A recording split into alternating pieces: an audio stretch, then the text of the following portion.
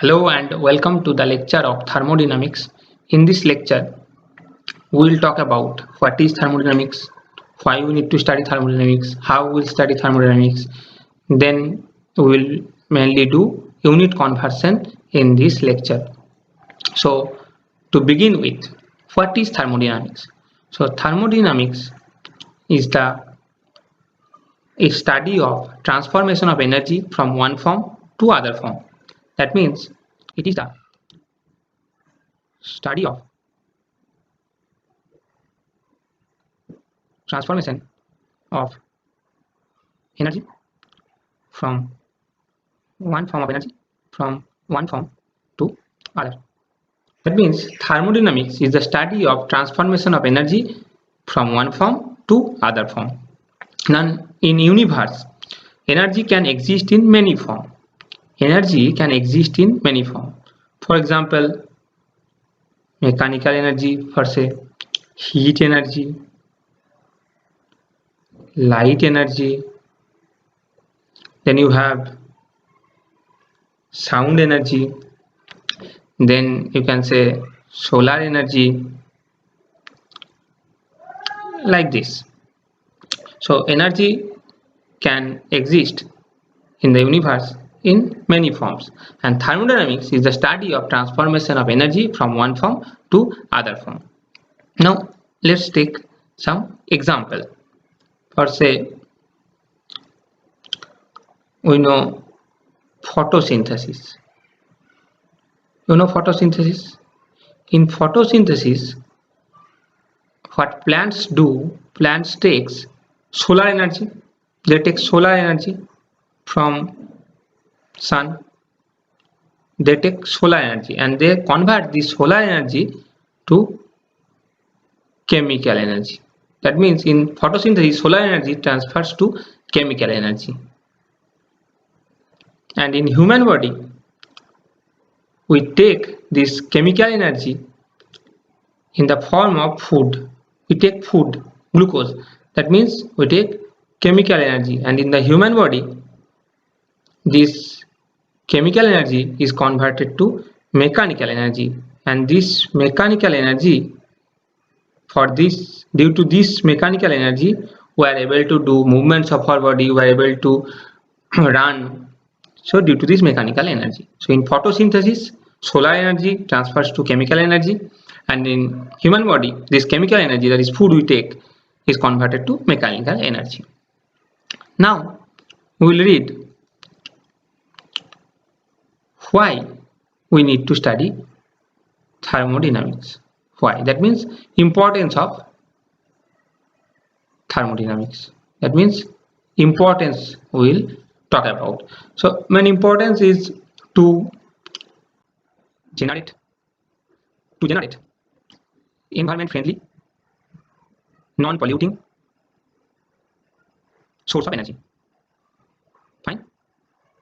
So one importance is that we want to generate environment friendly, non-polluting source of energy. That is why we need to study thermodynamics.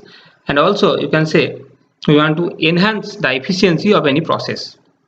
So to enhance the efficiency of a process. So what is the importance? Why we need to study thermodynamics? Because we want to generate environment friendly, non-polluting source of energy, and we want to enhance the efficiency of any process. That is why we need to study thermodynamics. So what is thermodynamics? Thermodynamics is the study of transformation of energy from one form to other form. In universe, energy can exist in many forms: mechanical energy, heat energy, light energy, sound energy, like this. So in photosynthesis, we have seen the solar energy is converted to chemical energy, and in human body, this chemical energy is converted to mechanical energy. There are many examples also. Now, like for say other example, you can write like in dynamo. We all know another example is dynamo. In dynamo, what happens? Mechanical energy converts to electrical energy. So in dynamo, mechanical energy converts to electrical energy. There are many more examples. So then we have seen that what is the importance of thermodynamics. So we are saying that to generate environment friendly non-polluting source of energy, we need to study thermodynamics, and to enhance the efficiency of a process, we need to study thermodynamics. Now the question is, how we will study thermodynamics? So now the question is how. So answer is, we will study thermodynamics through system. So we will study thermodynamics through system. So the question is, what is system? System is that part of the universe which is under observation or which is under investigation. So system is that part of the universe which is under investigation, or you can say observation. So we study thermodynamics through system. Now what is system? System is that part of the universe which is under investigation or which is under observation. So that is system. Now then what is surrounding? In the universe, what is not system is surrounding. As simple as that. System is that part of the universe which is under investigation. And what is surrounding? So what is surrounding? Surrounding is that part of the universe which is not system. Surrounding is that part which is not system, but we can say which is in the close proximity with the system and which interacts with the system. So is in close proximity of system and which interacts with the system. I mean, system is that part of the universe which is under investigation, and what is surrounding? Surrounding is that part of the universe which is not system, but which is in the close proximity of system and which interacts with the system. So in simple words, what we can say is that,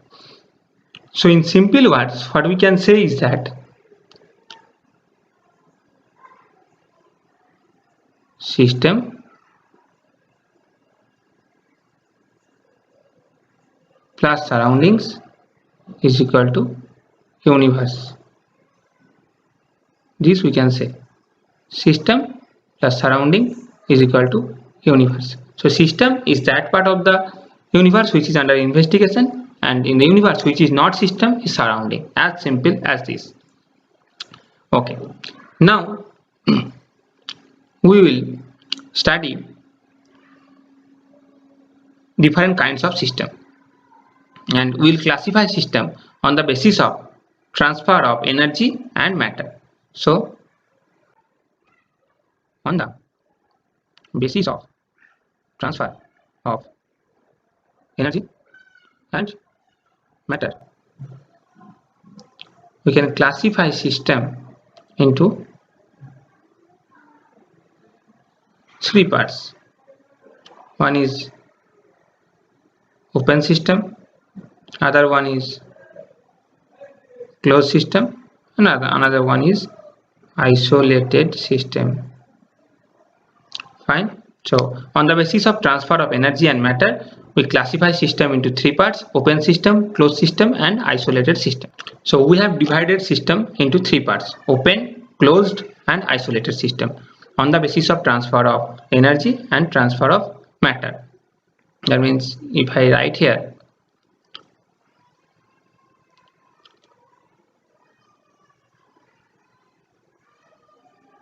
energy, here matter, and we write here open system, then closed system, and then isolated system, and we'll see the difference between open system, closed system, and isolated system. So as I've said, on the basis of transfer of energy and matter, we have classified system into three parts.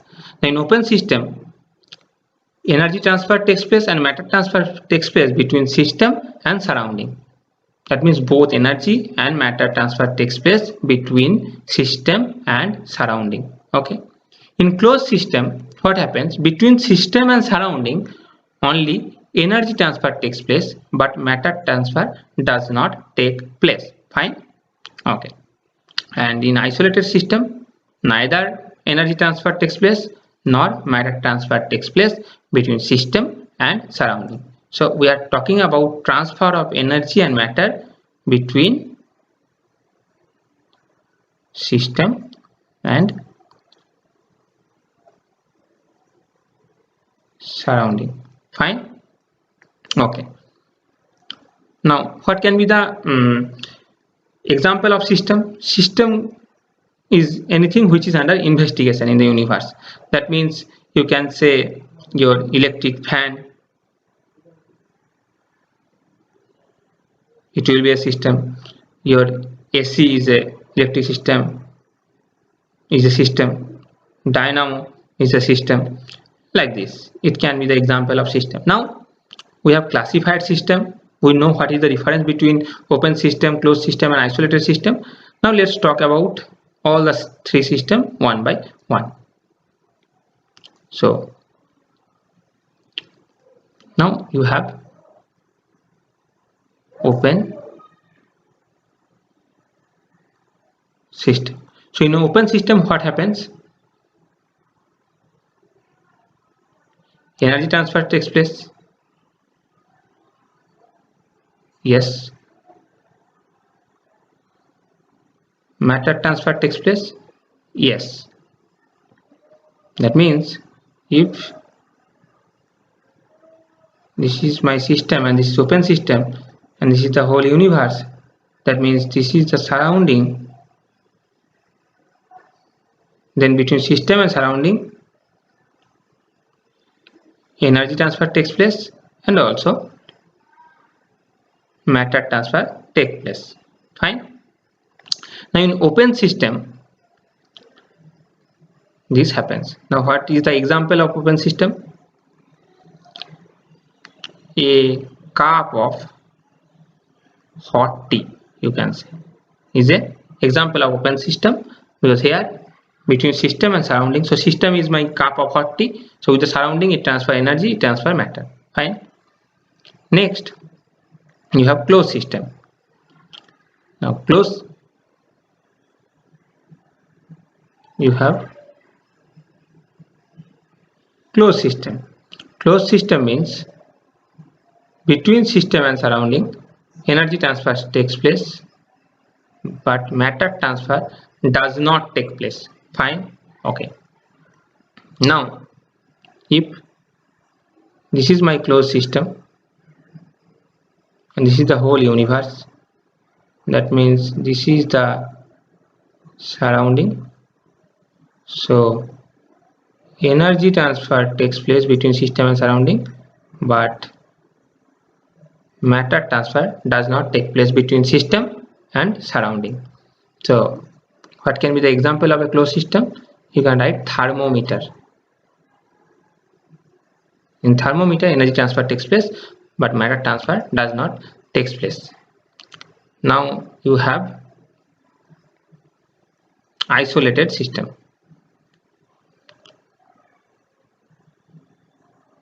So isolated system, you can understand that energy transfer does not take place, matter transfer does not take place. Fine. Okay. So if this is my system and this is the surrounding, then energy transfer does not take place, matter transfer does not take place. Fine. So example will be thermoflux, you can say thermoflask, isolated system. Now we will see the mode of transfer of energy. The mode of transfer of energy. There are two forms of mode of transfer of energy in thermodynamics. We mainly talk about. One is work and another one is heat. So W and Q. The mode of transfer of energy is two types, work and heat, W and Q. So first now talk about work. So you know work. What is work? Work is force into displacement. So it is force into displacement. Now suppose there is very small displacement. That means you can say very small means dx. Now force is F, work is W. So as the displacement is very small, so you can write it as dW. Now suppose I am taking the mod value of change in work. So you know pressure is equal to force per area. That means force is equal to pressure into area. So force is equal to pressure into area into dx. So this is area into dx, that means change in volume, dV, P into dV. So change in work, slight change in work is P dV. So if you go by the IUPAC definition, then work will be minus P dV. So work will be minus P dV. Now I will talk about the another mode of transfer of energy, that is heat. Fine. Now if you go by the definition of entropy change, that means Ts is equal to dq by T. So if you write dq is equal to Tds, that means heat, you can write T ds. Fine. Okay. Now what you have, we have said that we have two types of mode of transfer of energy, work and heat. So one is work and another one is heat. So work is minus P dV and heat is Tds. This you have. Now let's talk about again open system, closed system and isolated system. So first let's talk about open system and we will see what are the variables associated with open system. Now we have said mode of transfer of energy is heat and work. So work is minus P dV and heat is Tds. Now in open system, what I have said, energy transfer takes place and matter transfer takes place. That means energy means W and Q, heat and work. Now work is minus P dV and heat is Tds. That means if you see the natural variables in case of open system, then you have P, you have V, you have T, you have S. So P, V, T and S are the variables in open system. But in open system, matter transfers also takes place. Matter means amount, that means number of moles, you can say N. N transfers also takes place between system and surrounding. That means another variable will be N. So in open system, in case of open system, the natural variables are P, V, S, T and N. Now let's talk about closed system. Fine. Closed system. In closed system, what happens? Only energy transfer takes place between system and surrounding, but matter transfer does not take place between system and surrounding. So energy means two mode of transfer of energy.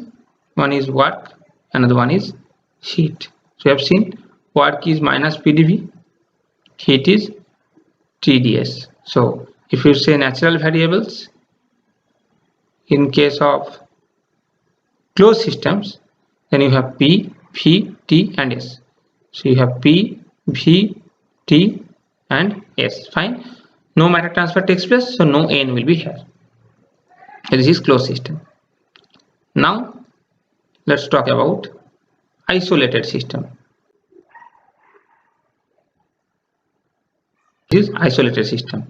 So neither energy transfer takes place,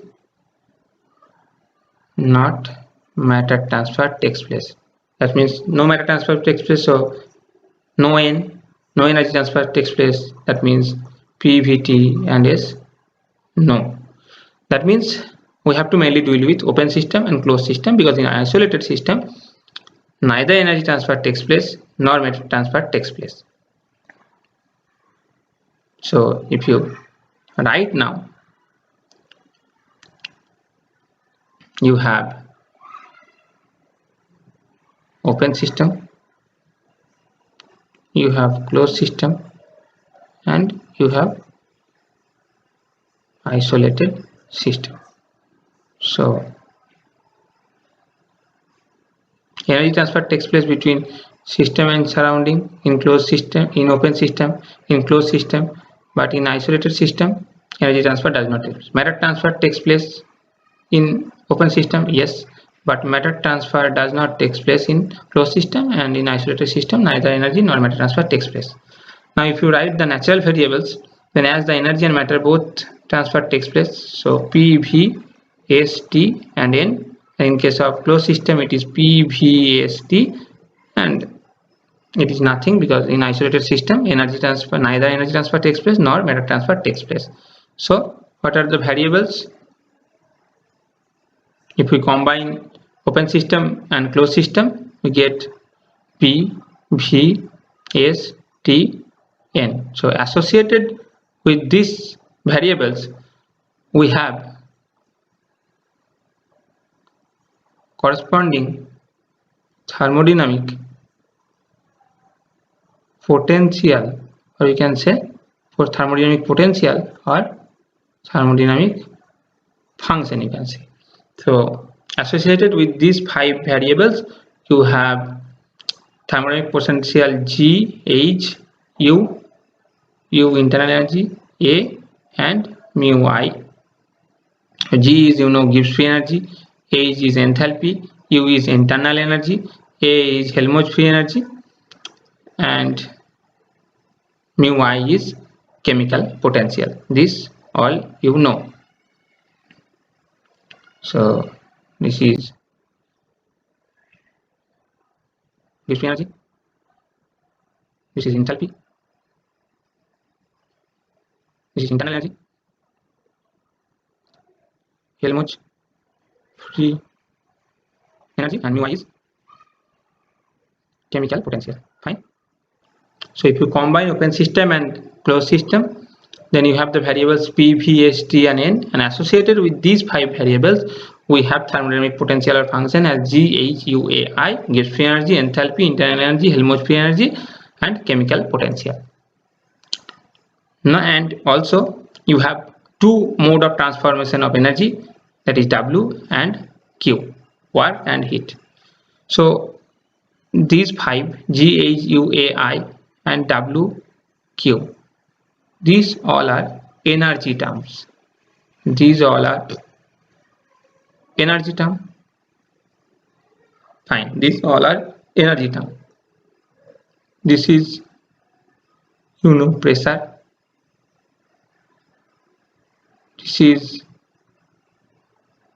volume, now this is temperature in Kelvin, this is mole, this is mole. Fine. So yes, entropy. So if you go by definition of change in entropy, then it is dq by T. Now dq means energy.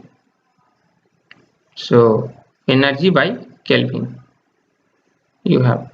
That means if you see the thermodynamic variables and thermodynamic potential, then we are getting mainly 3 terms. One is pressure, another one is volume, and another one is energy term.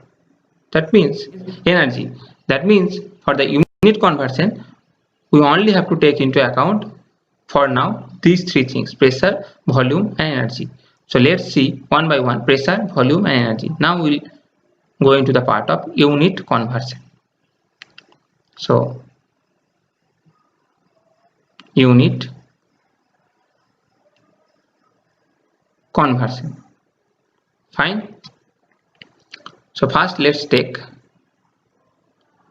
the volume. So first let's take volume. Now you have to only remember this thing, this 1 meter into 1 meter into 1 meter is equal to 1000 liter. This thing you have to remember, and from here you can do the other conversion. I will show you. So 1 meter into 1 meter into 1 meter, that means you know volume is equal to height into length into breadth. So height into length into breadth is equal to volume. That means if you take into SI unit, 1 meter into 1 meter into 1 meter is equal to 1000 liter. So 1 meter into 1 meter into 1 meter is 1 meter cube is equal to 1000 liter. That means 1 liter is equal to 10 to the power minus 3 meter cube. Now you know is equal to 10 decimeter, and you also know 1 meter is equal to 100 centimeter, that means 10 square. So if you convert meter to centimeter, then you will get 10 to the power 3 centimeter cube, or you will get 1 decimeter cube. That means you have three relation. 1 liter is equal to 10 to the minus 3 meter cube. 1 liter is equal to 10 cube meter cube, and 1 liter is equal to 1 decimeter cube. These three things you should remember. You just only have to remember this: 1 meter into 1 meter into 1 meter is equal to 1000 liter, and from here you can reach here. So this is the case of volume.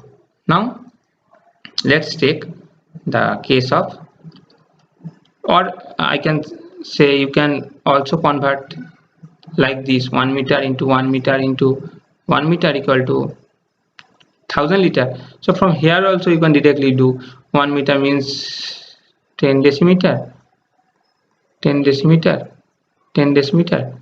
That means you have 1000 decimeter is equal to, decimeter cube is equal to 1000 liter. That means 1 decimeter cube is equal to 1 liter. Or you can directly do from here to 100 centimeter into 100 into 100 centimeter cube. So like this you can also do. So you will get 10 cube centimeter cube is equal to 1 liter. From here also you can do.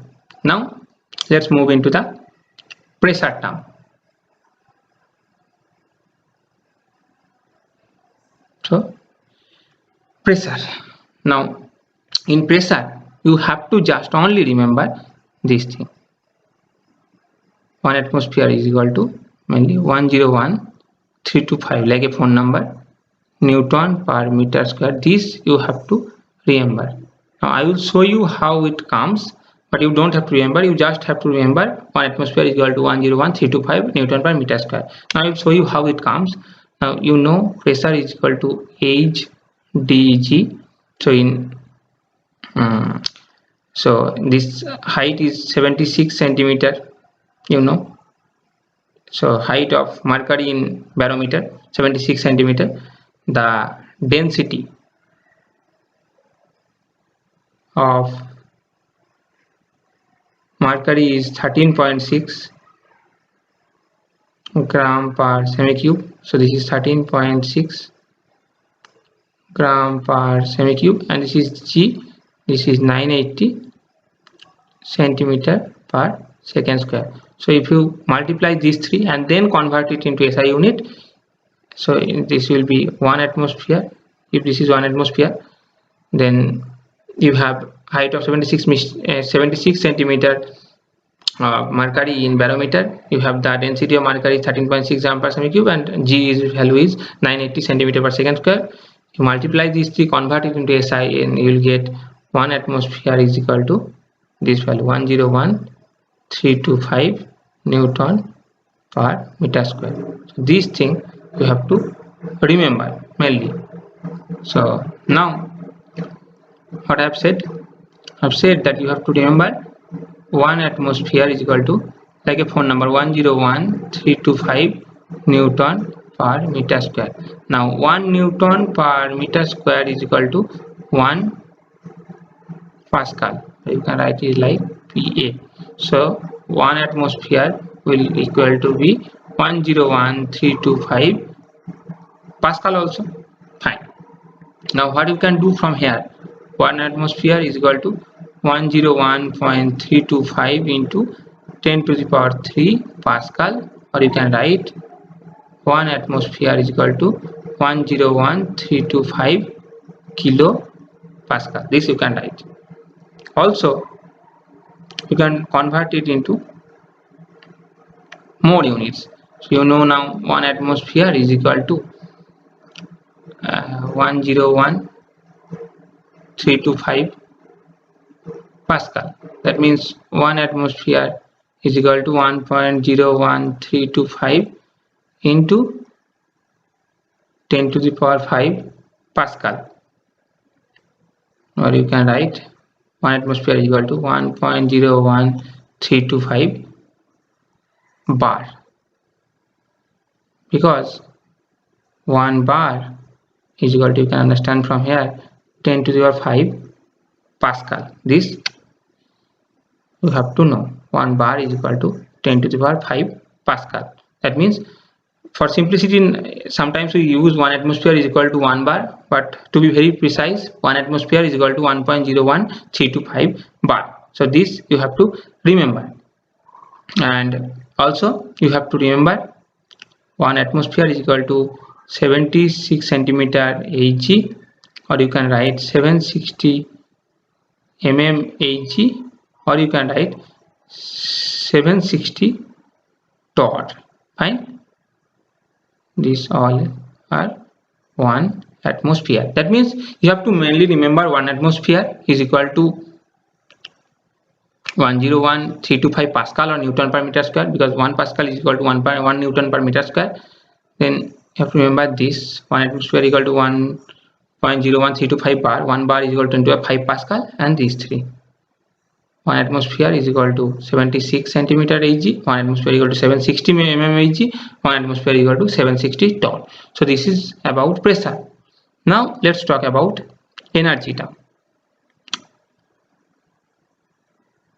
Now in the unit conversion of energy, we have to take help from the value of R. R means universal gas constant. Universal. We have, so for the unit conversion of energy, we have to take help from universal gas constant value. Now R value in SI unit, you know, 8.314 joule Kelvin inverse mole inverse. R unit in calorie is 2 calorie Kelvin inverse mole inverse. In liter atmosphere unit, 0.0821 liter atmosphere Kelvin inverse mole inverse. Now we'll use the value of R in converting the units of energy. Now if you are asked that convert 1 joule of energy in liter atmosphere unit, then what you will do? So if you are asked that, if you are given a question that convert 1 joule to liter atmosphere, then we'll take the help from the value of universal gas constant, that is R. So what we will do? So you have 1 joule in your hand, so you can write 1 joule into, you can multiply with R and divide with R. That means it's same. R cancels out, it remains 1 joule. So you can write 1 joule into R by R.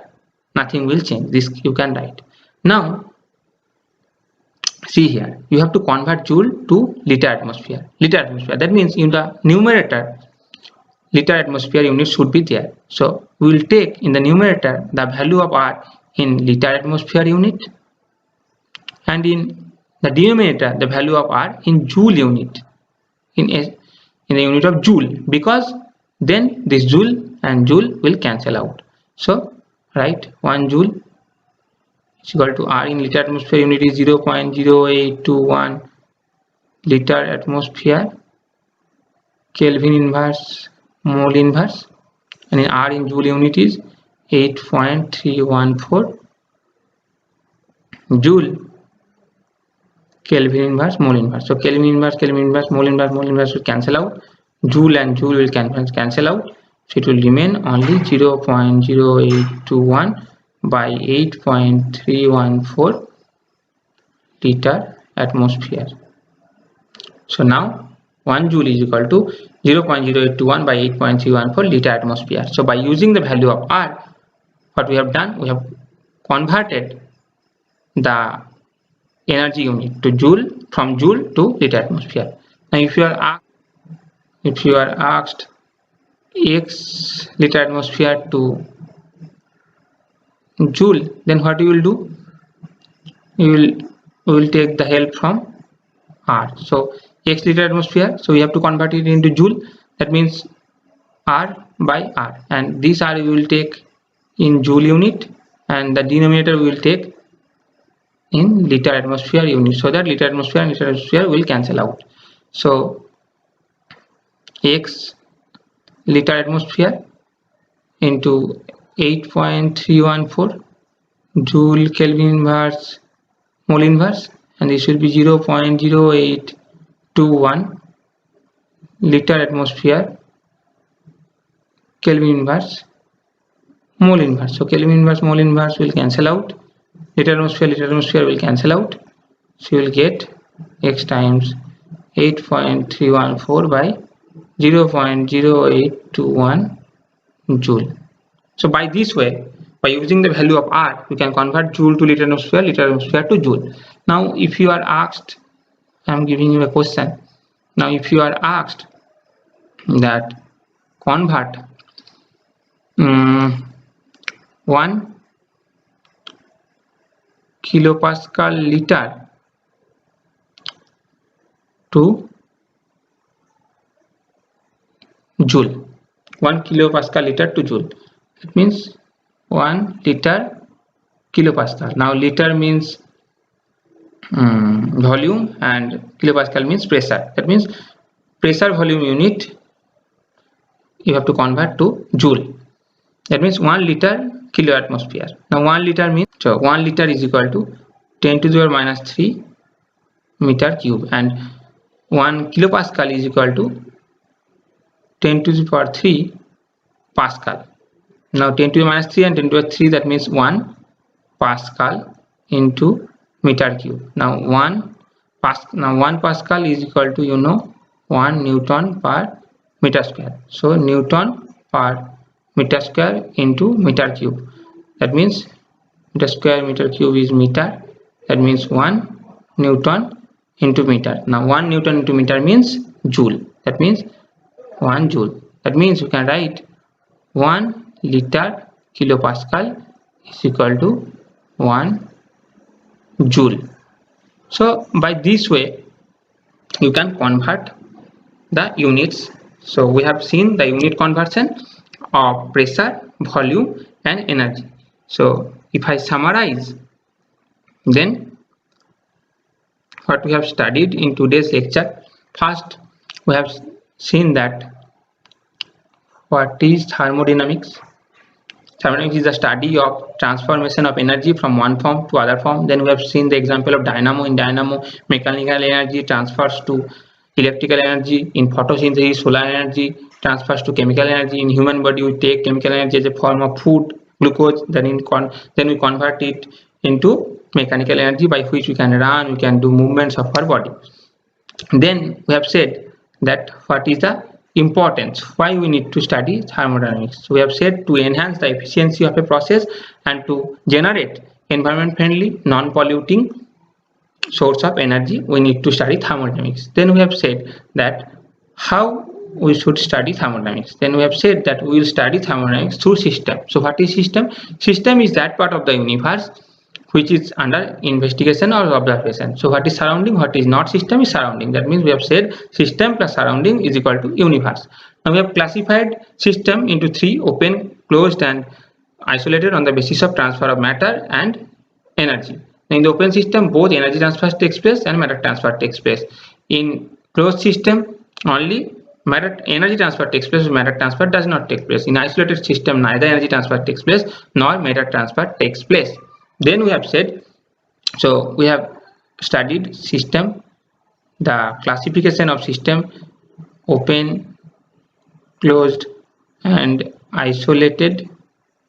Then we have seen that the mode of transfer of energy, that is W and Q. We have seen that W is equal to minus PdV and heat is equal to TdS. That means with respect to open, closed and isolated system, we have seen the natural variables, and we have seen that the variables are P, V, S, T and N. The associated thermodynamic potentials are G, H, A, U, mu, I.